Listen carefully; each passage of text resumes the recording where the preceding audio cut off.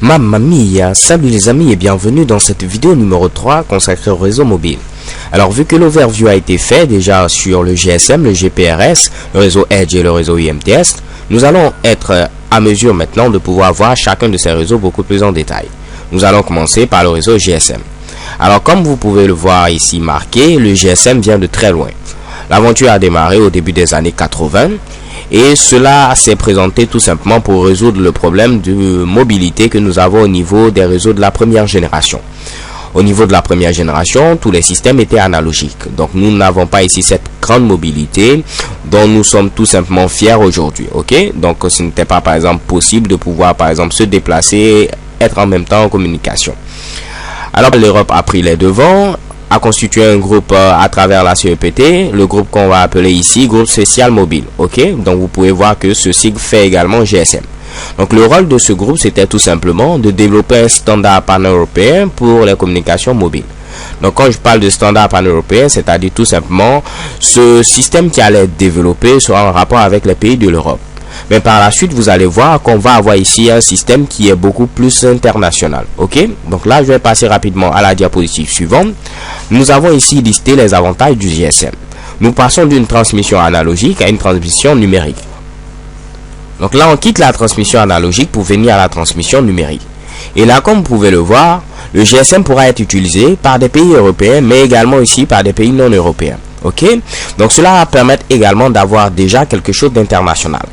Et comme il est de coutume, les États-Unis et le Japon ne vont pas se laisser faire. Donc nous avons les États-Unis qui ont développé également un système de deuxième génération numérique qui est appelé tout simplement IS-95, IS qui signifie Interim Standard. Et à ce niveau, vous allez voir que ce réseau ne va pas connaître ici une grande popularité comme c'est le cas ici avec le GSM. Ok, donc le GSM qui est tout simplement celui-là qui est primordialement utilisé au niveau de l'Europe. En Asie également, le Japon va créer également son système de deuxième génération. On va parler ici du PDC. PDC pour Personal Digital Cellular. Ok, donc ces deux réseaux qui ont été créés, que ce soit aux États-Unis et au Japon, ne vont pas connaître ici, comme je le dis, la même popularité qu'on a eu ici avec le GSM.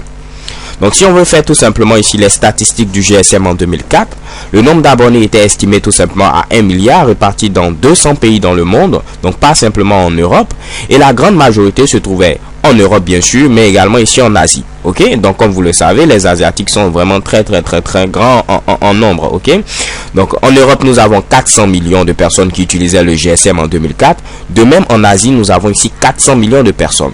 Donc vous pouvez le voir, ça fait bel et bien ici un match nul. Donc les Européens ont créé, mais les Asiatiques sont à égalité avec les Européens. Au niveau de l'IS-95, tout simplement, nous avons moins d'1 million d'abonnés. Donc vous voyez également ici la grande différence qu'on a ici entre le GSM et l'IS-95. Pendant que le GSM est à 1 milliard d'abonnés, l'IS-95 n'a même pas atteint encore le million d'abonnés. Au niveau du PDC, nous sommes à 65 millions d'abonnés. Également, il a été créé par les Japonais, donc les Asiatiques sont tout simplement solidaires un peu entre eux. Ok ? Donc là, on va continuer. On va parler maintenant de l'architecture du réseau GSM. Donc une fois que le décor est planté, on va tenter maintenant de voir ensemble quels sont les différents équipements qui font partie de l'architecture du réseau GSM. Premièrement, nous allons parler des caractéristiques du réseau GSM. Donc lorsqu'on crée tout simplement une nouvelle norme, il faut tout simplement spécifier ici nos attentes.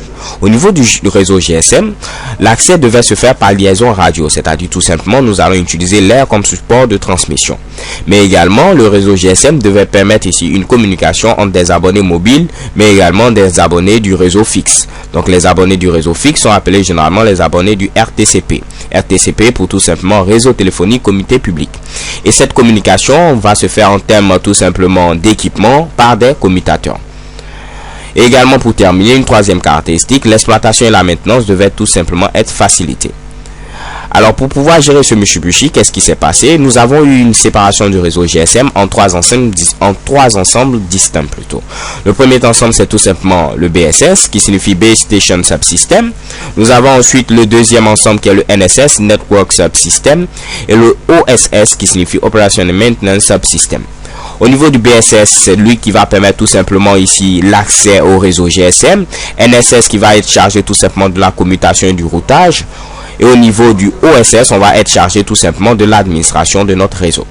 Alors les gars, c'est tout pour cette vidéo. Je vous donne rendez-vous à la vidéo suivante où nous allons voir en détail chacun de ces ensembles-là. BSS, NSS, OSS.